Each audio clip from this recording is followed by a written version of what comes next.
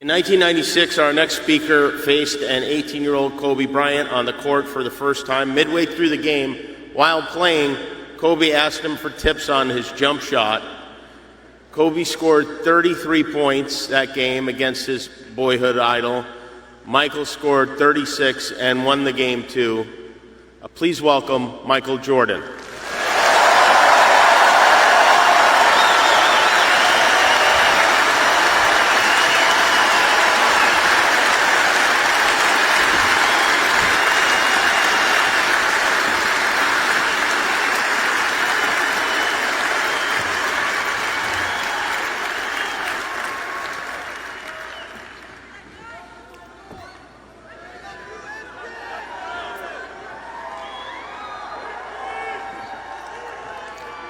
I would say good morning, but it's afternoon. I'm grateful to Vanessa and the Bryant family for the opportunity to speak today. I'm grateful to be here to honor Gigi and celebrate the gift that Kobe gave us all. What he accomplished as a basketball player, as a businessman, and a storyteller, and as a father. In the game of basketball, in life, as a parent, Kobe left nothing in the tank. He left it all on the floor.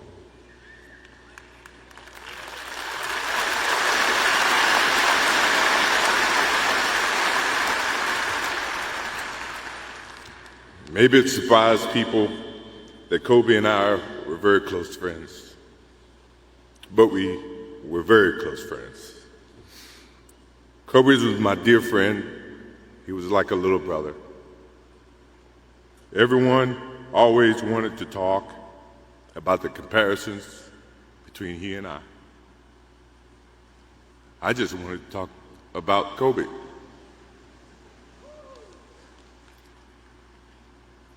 You know, all of us have brothers and sisters, little sisters who, for whatever reason, always tend to get in your stuff,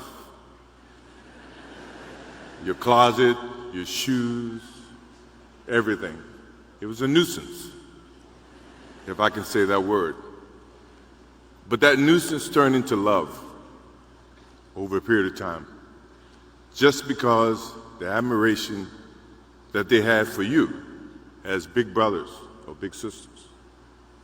The questions, they're wanting to know every little detail about life that they were about to embark on. He used to call me, text me, 11:30, 2:30, 3 o'clock in the morning, talking about post-up moves, footwork, and sometimes the triangle. At first, it was an aggravation. But then it turned into a certain passion. This kid had passion like you would never know. And it's an amazing thing about passion. If you love something, if you have a strong passion for something, you would go to the extreme to try to understand or try to get it. Either ice cream, Cokes, hamburgers, whatever you have a love for. If you have to walk, you would go get it. If you have to beg someone, you would go get it. What Kobe Bryant was to me was the inspiration that someone truly cared about the way I played the game or the way that he wanted to play the game. He wanted to be the best basketball player that he could be. And as I got to know him, I wanted to be the best big brother that I could be.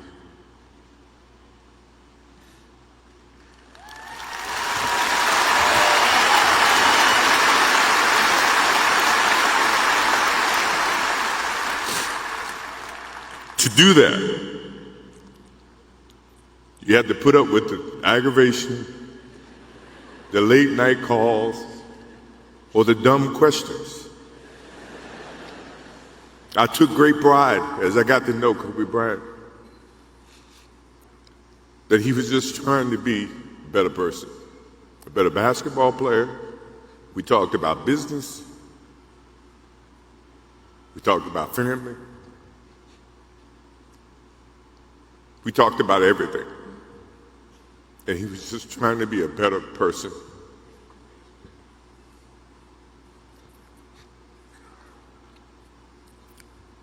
Now he's got me. I'll have to look at another crime meme for the next.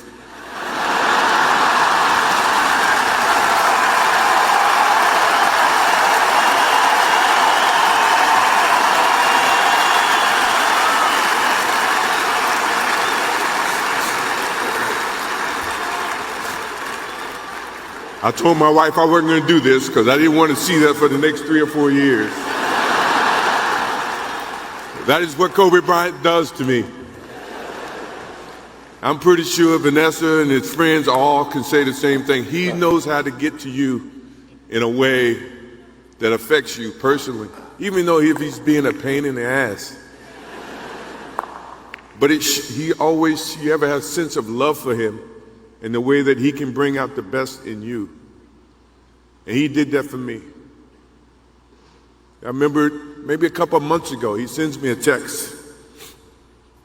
And he's saying, I'm trying to teach my daughter some moves.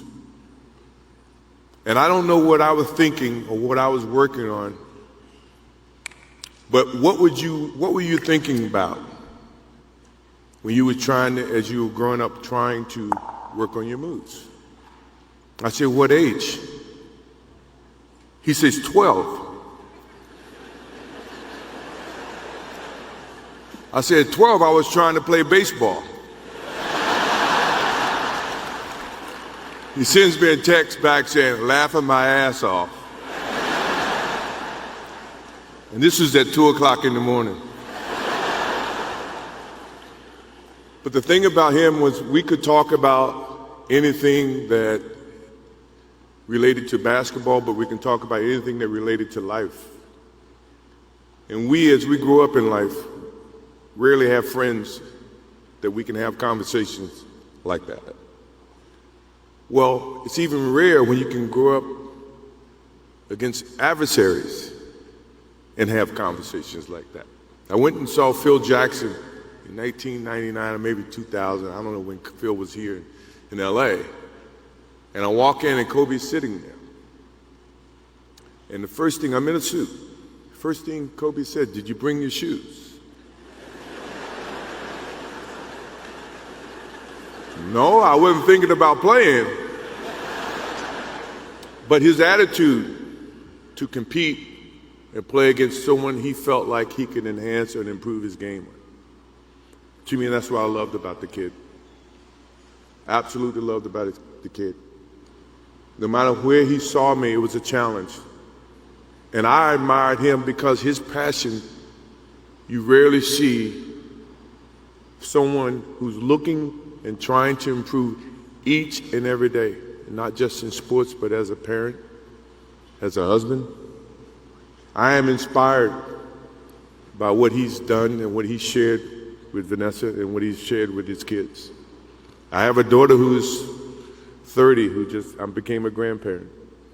And I have 2 twins. I have twins at 6.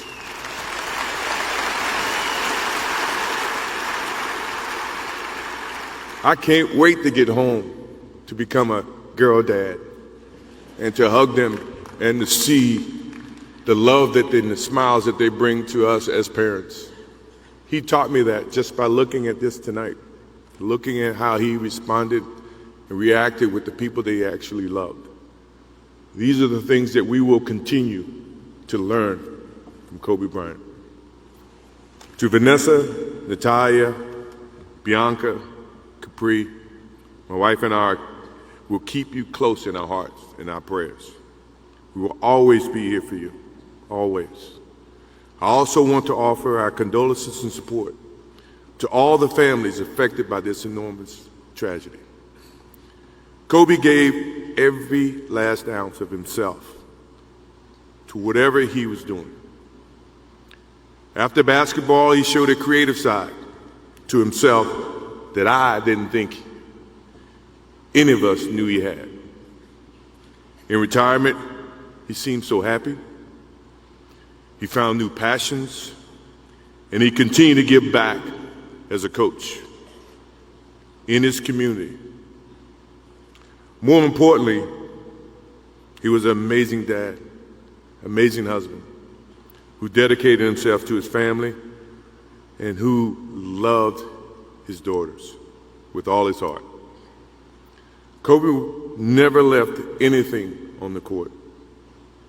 And I think that's what he would want for us to do. No one knows how much time we have. That's why we must live in the moment. We must enjoy the moment. We must reach and see and spend as much time as we can with our families and friends and the people that we absolutely love.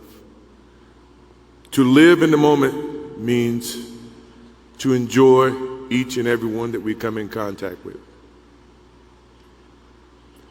When Kobe Bryant died, a piece of me died. And as I look in this arena and across the globe, a piece of you died, or else you wouldn't be here.